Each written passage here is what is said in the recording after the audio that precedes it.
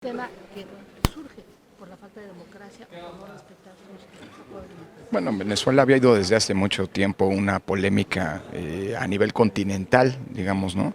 Respecto a la vigencia o no de la Carta Democrática de la OEA, país del que Venezuela ha salido. En fin, ahí hay un tema, digámoslo así, que impone, digo yo, la necesidad de reivindicar la democracia como el cauce, el único cauce que ha encontrado la humanidad en los tiempos modernos para procesar pacíficamente las diferencias.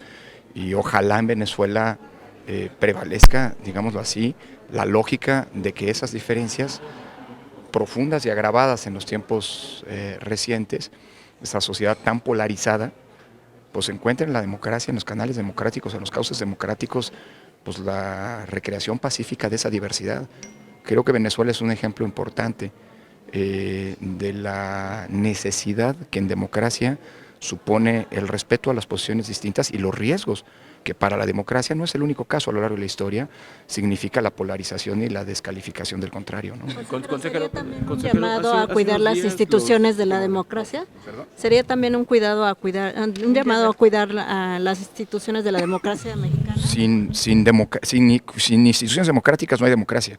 La democracia supone un conjunto, existe un conjunto de reglas pactadas, consensuadas, acordadas entre las y los ciudadanos a los que deciden someterse para recrear esa pluralidad política y resolver pacíficamente las diferencias en el proceso de toma de decisiones en el poder. Eso es la democracia y eso supone instituciones.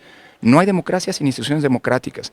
Las instituciones democráticas son el resultado de un conjunto de reglas, repito, pactadas, a la que las y los ciudadanos en democracia deciden someterse. Por eso, por supuesto, cuidar a las instituciones, cuidar a las reglas del juego democrático, jugar conforme a las reglas del juego democrático significa cuidar a la democracia, es indispensable. Al interior de Venezuela, consejero, hace unos Un días... segundo. Sí. Hace unos días un grupo de venezolanos en México hicieron una conferencia. Ellos mencionaban que eventualmente cuando llegue el momento de hacer una nueva elección en Venezuela, su sistema está tan deteriorado que pedirían ayuda al INE aquí en México. ¿Cuál sería la postura del INE para ayudar a Venezuela? Mire, la misma postura que hemos venido sosteniendo desde que esta institución era el IFE y desde los años 90 ha participado en múltiples misiones de asistencia y de cooperación técnica en materia electoral. De hecho, me permito anticiparlo, el próximo mes de marzo el INE se firmará un convenio con el órgano del Consejo de Europa, que es un órgano de la Unión Europea, que es el Consejo para la Comisión para la Promoción de la Democracia en Legalidad, que se conoce como Comisión de Venecia, mediante el cual el INE se convertirá en el órgano técnico de asistencia del Consejo de Europa en materia electoral, particularmente en las áreas en donde este Consejo tiene influencia, tiene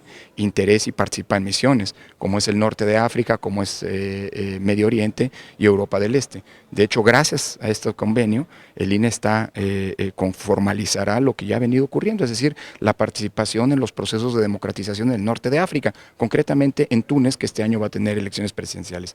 La historia de cooperación del Instituto Federal Electoral y del Instituto Nacional Electoral es vasta, pero siempre ha ocurrido sobre la base de dos condiciones. O bien la cooperación bilateral, todo el tiempo, permanentemente, el INE recibe misiones de distintos órganos electorales del mundo, de Asia, del sureste asiático, de América Latina, de África, etcétera, etcétera, que son misiones que bajo la lógica de la cooperación horizontal se brinda asistencia técnica y se comparten experiencias.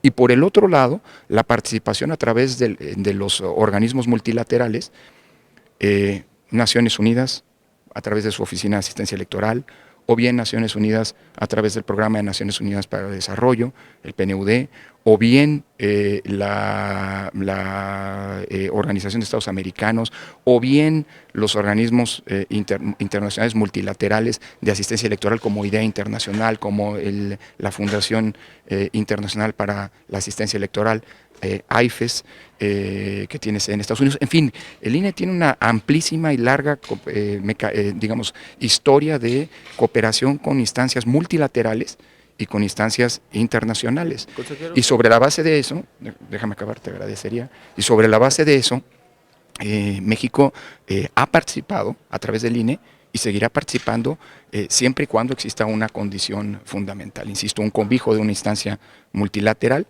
y dos, la solicitud expresa de parte de un organismo electoral para poder brindar esta capacitación y asistencia técnica. Ha ocurrido y siempre y va a seguir ocurriendo, es parte de la política internacional del INE.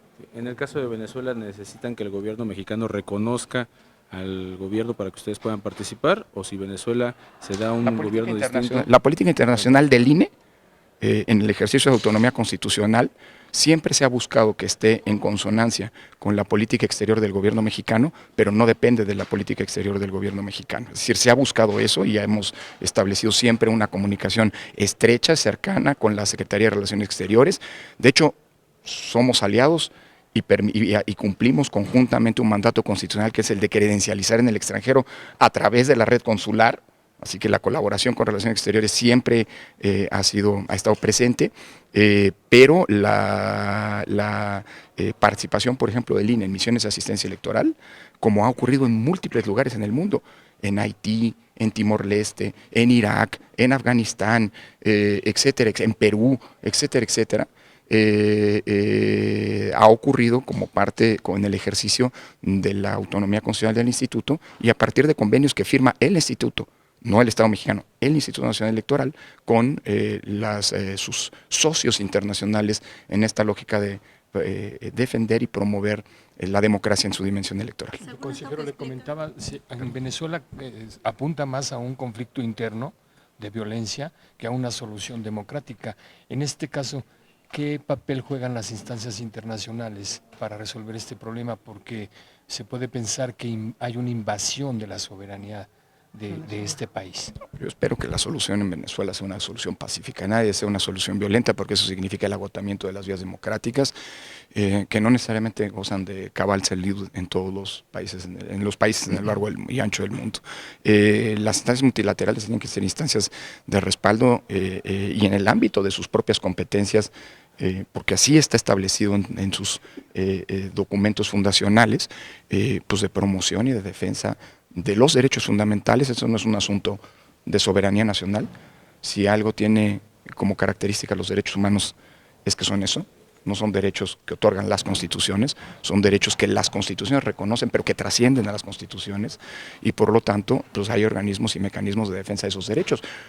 Como digamos ha ocurrido en el caso, por ejemplo, mexicano, que estando sometido y habiendo aceptado la jurisdicción de series de instancias internacionales, pues digamos, tiene que cumplir los mandatos de distintas instancias como la Corte Interamericana, como el Comité de Derechos Humanos de la ONU, etcétera, etcétera.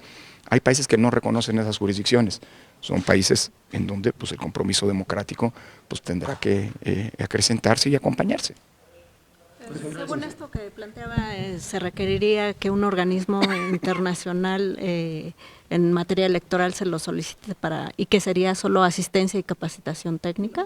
Eso se pacta caso por caso. Ha habido ocasiones en donde no hay una asistencia más bien de cooperación en el sentido de un mero acompañamiento, una explicación, un compartir experiencias. Ha habido otras ocasiones en donde el acompañamiento ha sido incluso de mucho más práctico, quiero decir, de despliegue en campo de funcionarios electorales mexicanos, etcétera, como ocurrió, por ejemplo, en Haití por un lado, o bien en Perú después de la caída de Fujimori, ¿no? de la crisis política que hace cerca de 20 años ocurrió. Entonces, pero eso se pacta caso por caso. Eso sí tiene una característica fundamental. El INE, insisto, en este tipo de misiones de asistencia técnica electoral, siempre, invariablemente, ha ocurrido, repito, o bien por un convenio, por un acuerdo bilateral en donde se solicita esta participación por las instancias electorales del país que lo pide, o bien bajo el cobijo de siglas de organismos multilaterales.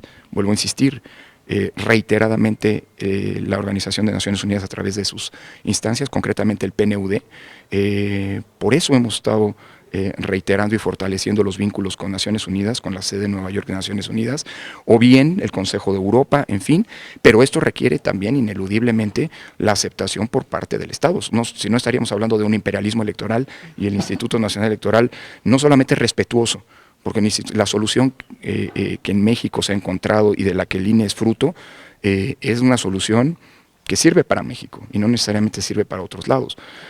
Por eso la asistencia tiene que ser absolutamente respetuosa, insisto, de las distintas coyunturas, tiene que ser voluntaria, es decir, tiene que ser pedida, porque de otra manera pues estaríamos hablando de una imposición de la que el INE nunca ha sido parte ni cuando era IFE, ni será parte en el futuro.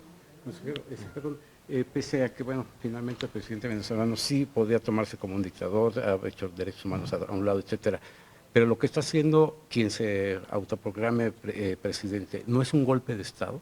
No voy a juzgar lo que está pasando en Venezuela, lo juzgaría si fuera académico, eventualmente, pero no lo soy un funcionario del Estado mexicano y por lo tanto juicio sobre lo que está pasando al interior de Venezuela no voy a emitir. En todo caso, sí, lo que creo que eso es compartido y sería insensato no hacerlo, es cerrar los ojos frente a una situación crítica de un país hermano que ojalá y se resuelva de la manera como tienen que resolverse las diferencias políticas en el mundo moderno. Es decir, a través de cauces democráticos y con el respeto irrestricto de los derechos fundamentales. Finalmente, democracia y derechos humanos son una cuestión, digamos, una apuesta civilizatoria de la modernidad y no es algo que dependa de la soberanía, sino es algo que supone, digámoslo así, el orden democrático y global de la modernidad, ¿no? Gracias. Ayer se tuvo comunicación con Hacienda por el tema de la ampliación presupuestal. Estamos en comunicación permanente, como la hemos venido estando. Pero ayer el Consejo General aprobó. Lo que hizo el Consejo General fue formalizar, perdón que te interrumpa, fue formalizar, o más bien generar la instrucción directa al secretario ejecutivo, que es el representante legal del instituto, para que se haga una solicitud expresa y formal, digamos, o se formalice lo que se ha venido platicando de una solicitud de ampliación presupuestal por 619 millones de pesos, que es el boquete presupuestario que hoy tenemos, ¿no? El resto, eso, ayer lo dije, ayer lo hemos sostenido, del recorte de 950 millones de pesos, pues a partir de un esfuerzo adicional que ya habíamos hecho, con el compromiso que siempre ha caracterizado esta institución, con la austeridad y con el manejo transparente y racional de los recursos, con el acuerdo que tomamos, se ha impactado a partir de cancelación de proyectos, de disminución de distintas partidas. Ayer hacía el recuento, lo remito a mi intervención el día de ayer y al boletín de prensa. Hay muchas partidas como por ejemplo viajes, la partida de costo de boletos de avión que se ha reducido en un 30%, la de viáticos que se ha reducido en un 30%, la de combustibles que se ha reducido en un 10% y así sucesivamente. Es decir, mejor compromiso que el que una vez más hicimos con la austeridad, pues no puede haber. Es decir, esta es una institución que siempre ha manifestado un compromiso con la austeridad, siempre, no es de hoy. El llamado a la austeridad que forma parte de los tiempos actuales es algo que es absolutamente consonante con lo que había venido haciendo este instituto desde hace tiempo, ¿no? Y con la responsabilidad, digámoslo así, que nos caracteriza, que nos ha caracterizado siempre, estamos cumpliendo con todas las obligaciones y con la garantía de los derechos de las y los ciudadanos. Dicho en pocas palabras, y con esto acabo, perdón. La controversia. La controversia, hasta donde yo tengo entendido, ya fue radicada, término jurídico, y entiendo que también ya ha sido turnada al ministro ponente para que pueda proveerse lo necesario en el trámite que implica. Pregúntalo en la Corte. Gracias, nos vemos. Sí, la última, de veras. Usted ayer habló de la magistrada Otálora y del nuevo magistrado. Preguntarle si ya entró en comunicación con el nuevo magistrado presidente y si es sano pues para esa institución que haya una salida abrupta a mitad de mandato de la presidencia, si hay algún daño que pudiera causarse. Sobre lo primero, ha habido comunicación. Ayer mismo tuve comunicación con la con la magistrada presidenta saliente. Ayer tuve comunicación con el magistrado presidente entrante, con el magistrado Fuentes, y reiteramos el compromiso, además de los mejores deseos y éxito en su gestión, los compromisos de mantener una relación cada vez más cercana, cada vez más fluida entre ambas instancias electorales, porque de eso depende la gobernabilidad democrática. Creo que hay conciencia de este lado, de aquel lado, de este lado la hay y la ha habido siempre, y por lo tanto, pues el compromiso que, y no creo ser indiscreto, nos reiteramos el magistrado presidente y un servidor de trabajar conjuntamente para fortalecer el sistema democrático mexicano. Pero no debilita esa salida abrupta. Instituciones electorales, según los informes que ha habido. No erosiona la Miren, credibilidad. no hay una alteración al orden legal y por lo tanto no hay una alteración al orden democrático. Lo que tenemos, eso sí, los funcionarios electorales que hacer es todos los días reiterar nuestro compromiso con el sistema democrático para ir fortaleciendo e incrementando los beneficios que para la ciudadanía tiene vivir en democracia. Gracias. Gracias. Un cambio natural.